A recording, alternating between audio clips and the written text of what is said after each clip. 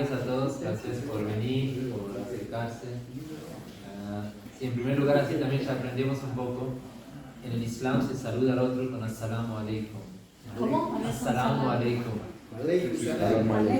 Malikum salam. Muy bien. As-salamu alaykum significa la paz sea con vos. Entonces, muy parecido a Shalom, ¿sí? El saludo hebreo o judío. Así se dice también Salam o As-salamu alaykum, ¿sí? Que sería la paz sea con vos. Y Qatar, por ejemplo, es un país musulmán y el saludo es un saludo del idioma árabe. Entonces, no solamente en Qatar, sino que en cualquier país musulmán es muy común y es como una recomendación saber eso, ¿no? En ese sentido, para empezar un poco, la idea para mí era no solamente aquellos que viajan a Qatar, porque ahora es un momento de conocer también al otro mundo, también un poco más el mundo musulmán, pero la idea es también un poco en general para fortalecer el diálogo. Hace poco incluso yo fui invitado a Roma, al Vaticano, para una audiencia con el Papa y hablamos también de eso, que hay que superar un poco las divisiones de bandera, étnica, religiosa.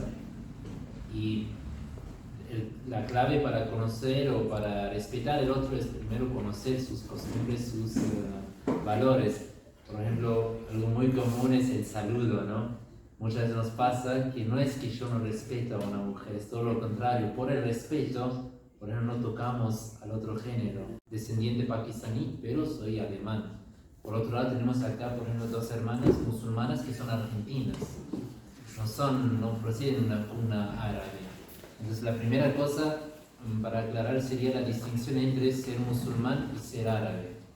Árabe es una identidad cultural, como por ejemplo latino o europeo. Amplia. Sí, amplia.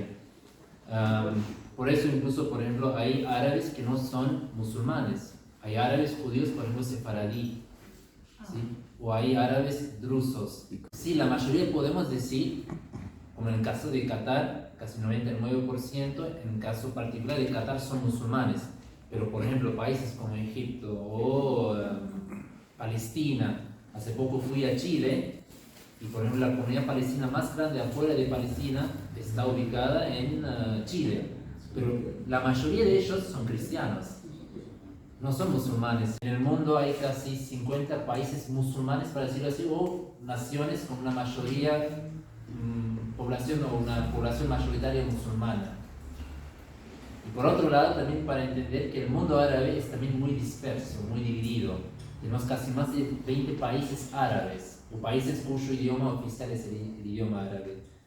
Entonces es como muy peligroso generalizar, sea ahora el caso del Islam o sea el caso de la cultura árabe. Si por ejemplo incluso pasa que hay árabes como de Qatar, de Kuwait, de Palestina, que hablan un idioma o un dialecto que por ejemplo otros árabes ni siquiera los entienden. Por ejemplo los árabes de Túnez, de Marruecos, de Egipto. ¿Sí? Entonces como un mundo muy disperso, y lo mismo pasa con el mundo musulmán. En el Islam hay más de 70 ramas y corrientes. Por eso, como hay tantas diferentes facetas de interpretar el Islam, ¿sí? Acá nos llegan siempre las noticias espantosas o los títulos rojos cuando pasa algo en relación con Al-Qaeda, Talibán, ISIS.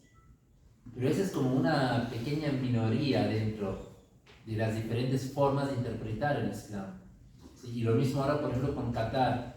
También es importante tener en cuenta que Qatar tiene una forma de interpretar el Islam. Y después hay tantas otras formas. Por ejemplo, Qatar es una sociedad más conservadora. Sí, en muchos aspectos. Si por ejemplo, si ustedes lo quieren comparar, por ejemplo, con Turquía, Egipto, Marruecos o incluso Dubái, ¿sí? Que serían tal vez sociedades más abiertas, más pluralistas. ¿Sí? Y Qatar, ya por el hecho que casi 99% son musulmanes, entonces es una sociedad más conservadora, más cerrada. De asignar la mundial a Qatar fue muy cuestionada, también por el tema de los derechos humanos. Por eso claro, Amnistía Internacional o otras organizaciones han abiertamente ya hace mucho criticado a Qatar, porque ellos tienen por un lado una situación muy, sí, como una casi explotación laboral de extranjeros. Sí, tienen muchos bangladeshis o pakistaníes. La situación en el Islam es muy diferente. Entonces, para empezar ahora un poco sobre las cuestiones, Empezamos primero, por ejemplo, lo más importante es el saludo muchas veces. Incluso a mí también me pasa que no es, algunas una situación incómoda como musulmán, ¿no? En Alemania me pasaba, en Europa, era el hecho de no dar la mano al otro género me refiero, ¿no? Y en Argentina ustedes como expresión de amabilidad, de cariño, incluso besan, abrazan al otro directamente, ¿sí? Entonces para mí como extranjero al principio fue bastante fuerte, ¿sí? Ahora ya me acostumbré y entiendo que no es de una mala intención, sino que todo lo contrario, por su respeto, por su cariño. Se hace, por ejemplo, entre hombres, sí se puede tocar, besar, abrazar, también entre mujeres, pero no hacia el otro género. Entonces ahí sería lo más correcto, ¿no? Para evitar también cualquier inconveniencia, simplemente con un gesto, pero sin tocar el otro. Bien. Por ejemplo, no son cuestiones legales, son más cuestiones de la... No como otro país. Sí, claro, es como que cómo te sentís. De costumbres. Sí, de costumbres. Entonces no es que viene luego la policía para decirte, ¿por qué abrazaste a tu esposa? Es solamente una cuestión, tal vez la gente te va a mirar. Claro. ¿Sí? Porque para ellos tal vez no es común, porque sí es cierto, ahora no es algo islámico, es más algo de la cultura árabe o la cultura asiática. Sí. Así, por ejemplo, lo mismo pasa también en India, que no es un país musulmán, para que entiendan, que no es común mostrar tu afecto, tu cariño, tu sexualidad en la vida pública. Si lo haces. Entonces, si haces, es como que tal vez la gente te va a mirar, entonces tal vez te sentís incómodo y te observan. ¿Y qué piensan? ¿Y qué piensan? Porque para ellos sería un choque cultural. ¿Sí? Porque para ellos, pero no solamente ellos, por ejemplo, si vos fijas coreanos o japoneses o chinos, también en su cultura es como que más vivir la sexualidad como más en forma íntima, privada. Okay. ¿Sí? Y no tanto en la vida pública. Pero no es como que ahora te van a perseguir o ahí, página 12, y ahí totalmente condenamos esta reacción o este hecho, porque para nosotros ahora, por supuesto, el velo, en primer lugar para aclarar que el velo no es solamente algo del mundo musulmán, si nosotros incluso comparamos las religiones abrahámicas, es común entre las tres religiones. Incluso el Corán da el ejemplo de la Virgen María, y un capítulo entero del Corán es dedicado a la Virgen María, por su pudor, por su modestia, por su lealtad. Entonces el velo no es solamente tapar a una mujer como una expresión de someterla, de respeto, ¿sí? Sino que es como, por ejemplo, acá en nuestra sociedad se usa el pañuelo verde o celeste, entonces no es cualquier color. claro. El color transmite los valores, una cierta mentalidad, una cierta ambición de la persona, su postura. Lo mismo, el pañuelo de una mujer no es solamente una moda o tapar el pelo, sino que muestra que ella quiere vivir bajo las normas, los preceptos de Dios. Es un mensaje permanente. Claro, entonces un mensaje para ella misma y para la sociedad, que ella no quiere que el hombre o la sociedad la cosifique solamente o la juzgue solamente por su belleza física, sino que quiere ser respetada por su carácter, por su persona, ¿sí? Entonces esa es la cuestión. Ahora, por supuesto, es un concepto islámico usar el velo. Ahora lo que sí es que no existe un código de vestimenta. Como ya dije al inicio, el Islam es una religión universal, no es una religión solamente para los árabes. Entonces, si ahora una mujer usa jeans y camiseta larga y luego el pañuelo, es tan válido como una túnica oriental. No pausas, es tu decisión. Lo mismo ahora tú preguntas sobre la mujer, por ejemplo, la obligación del velo. Por eso nosotros condenamos eso, porque consideramos, si bien el velo es un mandamiento islámico, el mismo Corán también dice que no debe existir coacción en la fe, en la religión. Es decir, que la fe es siempre un asunto íntimo, personal entre la persona y Dios. Y nadie, y absolutamente nadie, tiene el derecho de juzgar al otro ni imponer mandamientos religiosos en nombre de Dios al otro. Por eso, nosotros, por ejemplo, rechazamos cualquier país que impone a la mujer el velo, de la misma manera como hay ciertos sectores en el occidente que imponen a la mujer musulmana no usar el velo. No hay surá que lo permita eso.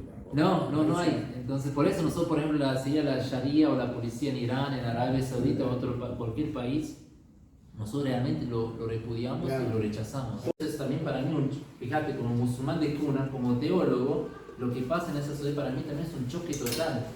Y me da mucha tristeza y realmente indignación, ¿sí? Escuchar esas noticias.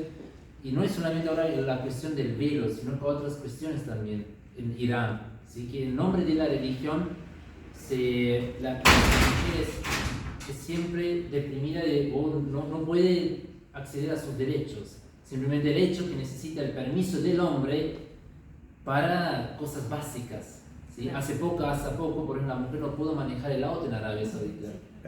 ¿Sí? O sin el permiso de su marido no podía salir del país.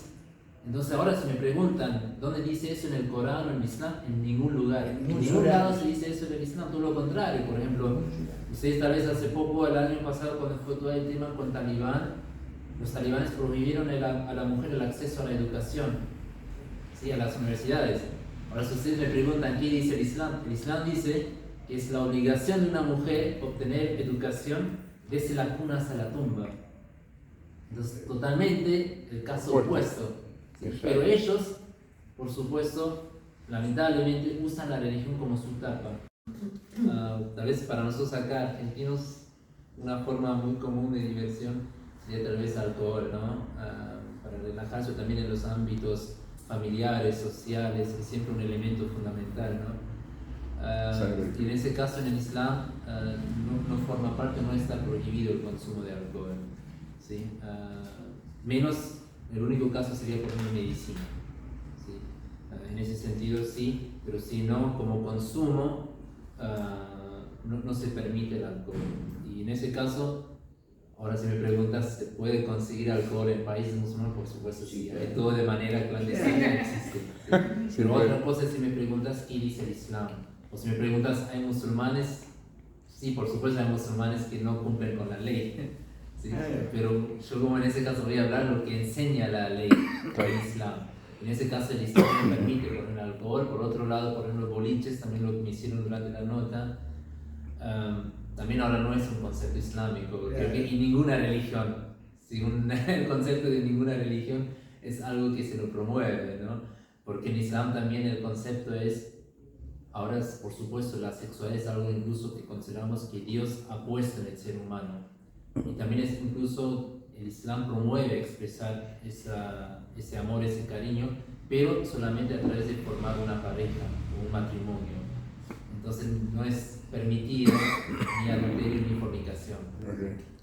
Ya hay que entender el concepto que la religión o el Islam no es que se basa algo en las preguntas jurídicas, que si tomas alcohol entonces te tienen que castigar, sino que es más como pautas morales y espirituales para uno mismo. La realidad es que vos no necesites la ley de un Estado que dirige para vos cómo vivir o actuar conforme al Islam. O sea, la moral está... Claro, por eso, según el Islam, ahora si me preguntas cuál es el castigo por tomar alcohol, no existe ningún castigo en el Islam. Bueno. Porque al final Dios dice que debe siempre ser tu propia convicción. Ahora me preguntas cuál es el castigo si una mujer musulmana no usa el velo. En el Corán no existe ningún castigo. Sí, porque el Corán mismo aclara que no debe existir coacción. Si una mujer usa el velo o no, debe ser su propia decisión, su propia convicción. Si un hombre toma alcohol o no, o cuál es el castigo si toma alcohol, no hay ningún castigo. Es algo entre él y Dios.